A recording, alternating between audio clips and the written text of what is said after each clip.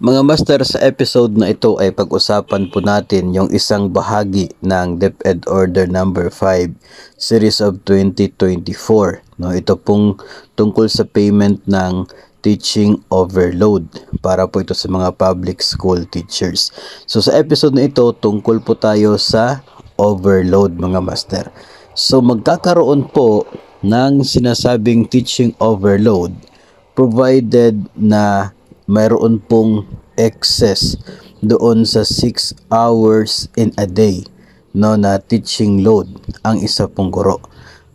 Hours rendered as actual classroom teaching in excess of the prescribed 6 hours. No, yun po yung to be counted as overload.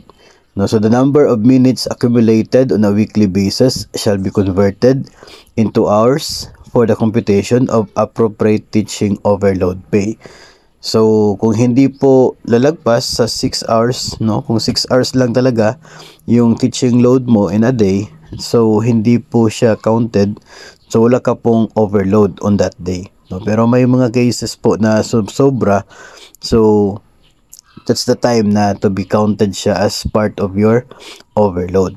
Ngayon, ang para po to ensure the welfare of the teaching personnel, yung overload per day, teaching overload per day, ay meron pong limit na maximum of 2 hours lamang. So, 2 oras lamang yung pwede mong maging overload in a day. So, ibig sabihin po nun, kapag aabot ka ng 8 hours of your teaching load. No? So, that's the time na yun po yung maximum na allowed in a single day. So, 2 oras lamang sa isang araw or katumbas ng 10 oras sa isa pong linggo. Number 3 mga master, as a general rule, only teachers in schools with teacher shortage based on the enhanced planning parameters are eligible for teaching overload pay. So, sa unang bahagi po niyan, sinasabi na dapat unang-una, number 1 criteria, dapat yung inyo pong paaralan ay mayroon pong o tinatawag po na mayroon kayong teacher shortage. So, kulang dapat yung mga teachers sa paaralan ninyo bago maging eligible ang sino man na magatanggap ng overload pay. Kasi yung point po dito, bakit yung isang teacher ay nagkakaroon ng overload sa kanya pong pagtuturo or tinuturuan kung hindi naman shortage yung number of teachers. Kung sakto lang naman yung teachers ninyo base po sa parameters ng planning department o kaya ay kung sobra-sobra excess po yung teachers ninyo.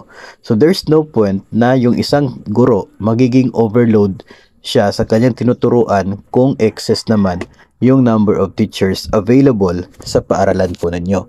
So yun po yung ibig sabihin sa unang part na number 3. Pero however daw, tasks requiring actual classroom teaching duties, whether in person, distance, or blended, including relieving duties for other teachers, which are beyond the normal teaching hours, are affecting vacant periods, shall also be considered teaching overload, provided it satisfies the conditions doon po sa number 1 and number 2. No? So, ito po yung kanyang sinasabi dito, kapag ito pong other functions no, na nagre-require ng teaching duties, classroom teaching duties ng isa pong guro, kahit yung umabsent yung isa mong kasama, ikaw po yung naging tig-relieve no, ng kanya pong duty. Instead na vacant mo sana pero dandoon ka sa kanyang klase, ikaw po yung nagturo kasi absent siya. So, ang mangyayari niyan, instead na 6 hours lamang yung teaching load mo dahil absent yung isang guro, nagrelibo ka sa kanyang isang klase, 1 oras, so meron kang 1 oras na overload for that day. No? So, naiipon po yun in a week and yun po yung magiging basis for the overload payment. Dito po sa number 4 mga master, all teachers shall render the prescribed number of actual classroom teaching hours before they may be assigned a teaching overload. So yun po yung sabi natin kanina, dapat lahat ng mga teachers sa paaralan ninyo mayroon na munang tig-6 na oras na teaching load bago ang sino man sa inyo ay pwedeng mabigyan ng isa pong teaching overload. The specialization of teachers must be a prime consideration for the school head in assigning overload. So, yung overload na subject o na klase, nakadepende ngayon, no, ito pong specialization ay to be considered ni school head kung kanino siya i-assign. So ito po yung requirement dito muna, dapat kayong lahat ay nakakomply doon sa minimum requirement na 6 hours ng teaching load bago magkakaroon ng overload ang sinuman sa inyo.